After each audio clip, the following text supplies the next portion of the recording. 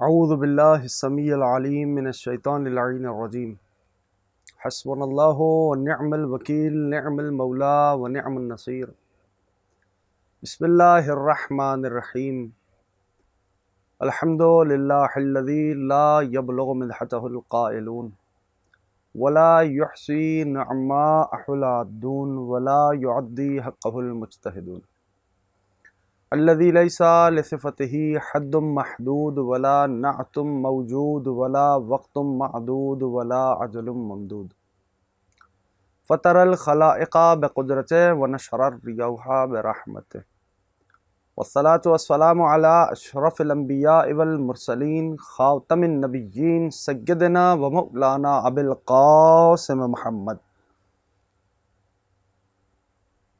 وعلى أهل البيت الطيبين الطاهرين المعصومين المظلومين المنتجبين المنتخبين الميامين اما بعد. سامعین محترم، شرح زیارت جامعہ کبیرہ کے عنوان سے ہمارا یہ سلسلہ گفتگو ہے. گزشتہ روز کی گفتگو سے مربوط ہوتے ہوئے آج ہم منصب امامت کے بارے میں مقدمتاً اس زیارت کی شرح کرنے سے پہلے کچھ معروضات پیش کریں گے. سامعین محترم، اگر دقت کریں، ہمارے تمام ائمہ کرام علیہم السلام صداقت کے اعلیٰ ترین مرتبے پر فائز ہیں، لیکن اگر کہا جائے صادق آل محمد، فوری طور پر امام ششم حضرت امام صادق علیہ السلام کی ذات والا صفات کی طرف منتقل ہو جاتا. اسی طرح ہمارے تمام ائمہ کرام علیہم السلام علم کے اعلیٰ ترین مرتبے پر فائز ہیں، لیکن اگر کہا جائے عالم آل محمد تو کسی اور کی شخصیت کا تبادر نہیں ہوگا، بلکہ واقف حال لوگ سمجھ جائیں گے کہ یہاں پر امام ہشتم، امام ضامن حضرت علی رضا علیہ السلام کو مراد لیا گیا. قدرتی طور سے ایسے اسباب جمع ہو گئے تھے کہ امام ہشتم کے زمانے میں، امام ضامن کے زمانے میں حاکم وقت امام علیہ السلام سے اظہار ارادت پر مجبور ہو گیا تھا، اور اس کے دربار میں تمام ادیان عالم کے لوگ جمع ہوتے تھے. وہ لوگ امام ضامن علیہ السلام سے کسب فیض بھی کرتے تھے اور مختلف موضوعات پر بحث کا دروازہ بھی کھلتا تھا.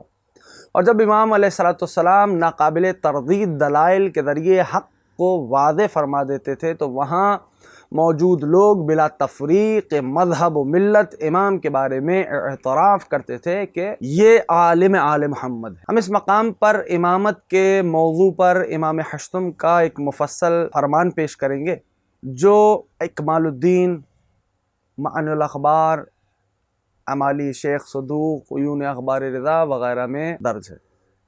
اس فرمان مقدس کو قاسم بن مسلم نے اپنے بھائی عبدالعزیز بن مسلم سے نقل کیا ہے. سامعین، وہ کہتا ہے کہ جس زمانے میں امام ضامن علیہ السلام ایران کے شہر مرو میں مقیم تھے، ہم لوگ جمعہ کے دن اس شہر کی مسجد میں بیٹھے تھے. وہاں لوگوں کے درمیان امامت کے موضوع پر بحث کا سلسلہ شروع ہوا. اس بحث نے بہت طول پکڑا اور بڑے اختلافات سامنے آئے، جس کے بعد میں اپنے مولا و آقا سید و سردار حضرت امام علی رضا علیہ السلام کی خدمت میں حاضر ہوا. لوگوں کے اختلافات کا امام سے ذکر کیا، جسے سن کر میرے مولا مسکرائے اور فرمایا، اے عبدالعزیز، لوگ جہل و نادانی میں مبتلا ہیں، اپنے دین کے معاملے میں انہوں نے دھوکہ کھایا ہے، حقیقت سے دور ہو گئے ہیں. خداوند متعال نے اپنے پیغمبر صلی اللہ علیہ وآلہ وسلم کو دنیا سے اٹھانے سے پہلے دین کو مکمل کر دیا. ان پر وہ قرآن اتارا جس میں ہر شے کی تفصیل موجود ہے، حلال و حرام، حدود و احکام، اور بندوں کو جن باتوں کی ضرورت پیش آ سکتی، سب کا تذکرہ اس میں موجود ہے.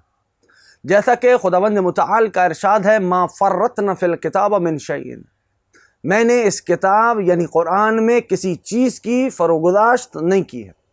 یہ مقام سورہ انعام کا مقام. اس کے بعد امام علیہ السلام نے امامت کے بارے میں تفصیلی گفتگو فرمائی. ہم اس فرمان مقدس سے کچھ اقتباسات پیش کرنے کی سعادت حاصل کریں گے۔ سامعین، اگر دقت کریں، امام علیہ الصلوۃ والسلام نے فرمایا ان الامامۃ اجل قدرا واعظم شانا واعلی مکانا وامنع جانبا وابعد غورا من ان یبلغها الناس بعقولهم او ینالوها بآرائهم او یقیموا اماما باختیارهم۔ امامت، امام علیہ الصلوۃ والسلام امام ضامن فرماتے ہیں کہ امامت بہت جلیل القدر اور عظیم الشان منصب ہے۔ یہ بات ذہن میں رہے کہ ہم اس مقدس زیارت جامعہ کبیرہ کی شرح کے مقدمے کے طور پر اس بات کو پیش کر رہے ہیں تاکہ سامعین کا ذہن ہموار ہو سکے۔ تو امام ضامن علیہ الصلوۃ والسلام فرماتے ہیں کہ امامت بہت جلیل القدر اور عظیم الشان منصب ہے، اس کا مرتبہ نہایت اعلیٰ ہے، اس کا پہلو نہایت وسیع ہے، اس کی گہرائیاں اس قدر بعید ہیں کہ لوگ اپنی معمولی عقل سے اس تک نہیں پہنچ سکتے، اور نہ اپنی رائے سے اسے پا سکتے، اور نہ اپنے ارادہ و اختیار سے کسی کو منصب امامت پر فائز کر سکتے۔ اس سے آگے امام علیہ الصلوۃ والسلام فرماتے ہیں ان الامامۃ خص اللہ عز وجل بہا ابراہیم خلیل اللہ وبعد النبوۃ وخلۃ مرتبۃ ثالثہ وفضیلۃ شرفہ بہا واشاد بها ذکرہ فقال عز وجل انی جعلک للناس اماما فقال الخلیل سرورا بها ومن ذریتی قال اللہ عز وجل لا ینال احد الظالمین فابطلت هذه الآیة امامة كل ظالم الى یوم القیامہ وصارت فی الصفوہ۔ امام علیہ الصلوۃ والسلام فرماتے ہیں کہ امامت خداوند متعال حضرت ابراہیم خلیل اللہ کو خاص طور سے مرحمت فرمائی، اور وہ بھی نبوت و خلت کے بعد ایک تیسرے عظیم مرتبے کے طور پر، اور ایک ایسی فضیلت انہیں عطا فرمائی کہ جس کے ذریعے ان کے ذکر کو بلند کیا اور انہیں شہرت عطا فرمائی۔ جیسا کہ خداوند متعال نے ارشاد فرمایا کہ میں تمہیں لوگوں کا امام بنانے والا ہوں، یہ سن کر حضرت ابراہیم خلیل خدا نے مسرت کے ساتھ سوال کیا اور میری اولاد میں سے؟ تو خداوند متعال نے ارشاد فرمایا میرا عہد ظالموں تک نہیں پہنچے گا۔ اس طرح اس آیت نے قیامت تک ہر ظالم کی امامت کو باطل کر دیا، اور یہ اللہ کے منتخب کردہ بندوں کے لیے مخصوص ہو گئی۔ مزید امام ضامن علیہ الصلوۃ والسلام ارشاد فرماتے ہیں ان الامامۃ ہی منزلۃ الانبیاء وارث الاوصیاء وان الامامۃ خلافۃ اللہ عز وجل وخلافۃ الرسول ومقام امیر المؤمنین ومیراث الحسن والحسین۔ میرے مولا و آقا امام ضامن فرماتے ہیں کہ امامت گویا انبیاء کی منزلت اور اوصیاء کی میراث ہے۔ امامت خداوند متعال کی نیابت، رسول اکرم کی خلافت، حضرت امیر المؤمنین علی بن ابی طالب علیہ الصلوۃ والسلام کا مقام، اور امام حسنین علیہ الصلوۃ والسلام کا ورثہ ہے۔ پھر میرے مولا فرماتے ہیں ان الامامۃ زمام الدین ونظام المسلمین وصلاح الدنیا وعز المؤمنین ان الامامۃ عص الاسلام النعمی وفرعہ السامی بالامامۃ تمام الصلاۃ والزکاۃ والصیام والحج والجہاد۔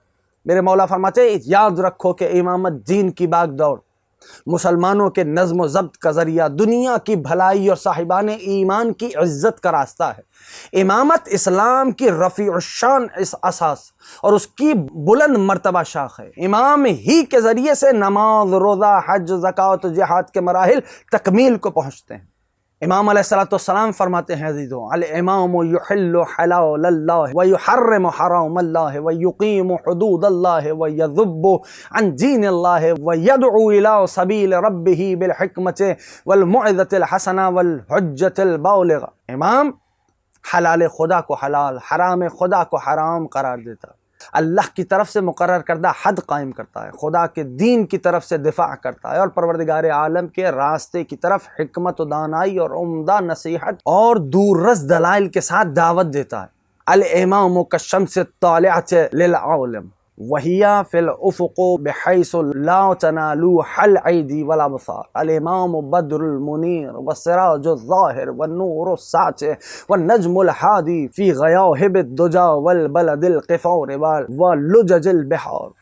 امام پوری دنیا کے لیے چمکتے ہوئے آفتاب کی مانند ہے، افق حیات پر اس کی حیثیت اتنی عظیم ہے اور اس کا کمال اتنا بلند ہے کہ اس کا صحیح معنی میں ادراک نہیں ہوتا۔ امام روشن چاند، جگمگاتے ہوئے چراغ اور نور ساطع کی مثل ہے۔ یہ اس ستارے کی مانند ہے جو گہری تاریکیوں، صحراؤں، بیابانوں اور سمندروں کی امواج کے درمیان بھی انسانوں کو راستہ دکھاتا ہے۔ امام ضامن فرماتے ہیں یوں سمجھو گویا امام پیاس کی شدت میں خوشگوار جام یعنی آب کی حیثیت رکھتا ہے، ہدایت کا راستہ دکھاتا ہے، ہلاکت سے نجات دیتا ہے۔ امام ایسا ہے جیسے کسی بلندی پر آنکھ جلائی جائے جس کی روشنی ہر طرف پہنچے، اور جو سردی سے بچنے کے لیے تاپنا چاہتا ہے وہ تاپے، ہولناک جگہوں سے بچنے کے لیے وہ دلیل ہے، لیکن جو اس سے الگ ہوا وہ در حقیقت ہلاکت کی راہ پر گامزن ہے۔ یوں تصور کرو کہ امام ابر باران، موسلادھار بارش، روشن آفتاب، سایہ فگن آسمان، وسیع و پھیلی ہوئی زمین، ابلتے ہوئے چشمے پانی کے مقام اور گلشن کے مانند ہے۔ الامام الامین الرفیق والوالد الرقیق والاخ الشفیق والمفزع العباد فی الداہیہ۔ امام گویا ایک امانت دار ساتھی ہے، ایک شفقتوں کا مرقع بھائی ہے، ہولناک حالات میں بندوں کے لیے پناہ کی جگہ ہے۔ پھر میرے مولا واقع فرماتے ہیں الامام امین اللہ فی ارضہ وحجتہ علی عبادہ وخلیفتہ فی بلادہ والداعی الی اللہ والذاب عن حرم اللہ۔ الامام مطہر من الذنوب مبرع من العیوب مخصوص بالعلم موسوم بالحلم نظام الدین وعز المسلمین وغیظ المنافقین وبوار الکافرین۔ امام روئے زمین پر اللہ کا امانت دار، اس کے بندوں پر اللہ کی حجت ہے، اس کی آبادیوں میں اس کا نائب و جانشین ہے، وہ اللہ کی طرف دعوت دینے والا اور حرم الہی کی حفاظت کرنے والا ہوتا ہے۔ امام ہر گناہ سے پاک اور ہر عیب سے محفوظ ہوتا ہے، پروردگار عالم کی طرف سے علم سے مخصوص کیا گیا، اور حلم و بردباری اس کا نشان ہے۔ اس کے ذریعے دین کا نظام استوار، وہ مسلمانوں کے لیے باعث عزت، منافقین کے لیے غیظ و غضب کا محور اور کافروں کے لیے گویا تلوار۔ امام اپنے زمانے کی یگانہ شخصیت ہوتا، کوئی اس سے ہمسری نہیں کر سکتا، اور نہ کوئی اور صاحب علم اس کے ہم پلہ ہوتا ہے، اور نہ اس کا کوئی بدل ہوتا ہے، نہ کوئی مثل و نظیر۔ عزیزوں، ہر فضیلت اسے مخصوص طور سے ملی ہے۔ امام فرماتے ہیں ہر فضیلت اسے مخصوص طور سے ملی ہے، جس کے لیے اس کی طرف سے نہ کوئی طلب تھی، نہ اس نے اس کے لیے کوشش کی تھی، بلکہ سب کچھ اسے مبدأ فیض سے خاص طور پر عطا کیا گیا۔ پھر کون ہے جو امام کی حقیقی معرفت تک پہنچے، اور کس کے لیے امکان ہے کہ اس کا انتخاب کرے؟ امام کا مرتبہ بندوں کے تصورات سے انتہائی بلند، اس تک رسائی ایسی ہے جیسے کوئی شخص ستارے کو ہاتھ میں لینا چاہے، اور حقیقت یہ ہے کہ بیان کرنے والوں کی توصیف سے ان کا درجہ بہت اونچا ہے۔ پھر کس طرح لوگ ایسے شخص کا انتخاب کر سکتے ہیں، اور عقلوں کی ایسے شخص تک رسائی ہی کہاں ہو سکتی ہے، اور ان جیسا کوئی اور شخص کہاں پایا جاتا ہے؟ امام علیہ السلام اس سے آگے فرماتے ہیں رغبوا عن اختیار اللہ و اختیار رسولہ الی اختیارہم والقرآن ینادیہم وربک یخلق ما یشاء و یختار ما کان لہم الخیرۃ سبحان اللہ وتعالی عما یشرکون وقال عز وجل وما کان لمؤمن ولو مؤمنۃ اذا قضى اللہ ورسولہ امرا ان یکون لہم الخیرۃ من امرہم۔ لوگوں نے اللہ اور رسول کے انتخاب سے روگردانی کر کے اپنے اختیار کو استعمال کیا۔ امام ضامن فرما رہے ہیں ذرا سی توجہ کیجئے، جبکہ قرآن مجید کا بیان ہے تمہارا پروردگار ہی جسے چاہے پیدا کرے اور منتخب کرے، لوگوں کو اس کا کوئی اختیار نہیں۔ پاک و بے نیاز ہے پروردگار، اور بلند ہے ان باتوں سے جن کا یہ لوگ شرک کرتے ہیں۔ یہ مقام سورہ قصص کی آیت نیز خداوند عالم کا یہ بھی ارشاد ہے کہ کسی مومن مرد اور مؤمنہ عورت کو حق نہیں کہ جب اللہ اور رسول کسی بات کا فیصلہ کریں تو ان کے لیے اپنے معاملے میں اختیار باقی رکھیں۔ یہ مقام سورہ احزاب کا ہے۔ وما علینا الا البلاغ المبین۔ والسلام علیکم ورحمۃ اللہ وبرکاتہ۔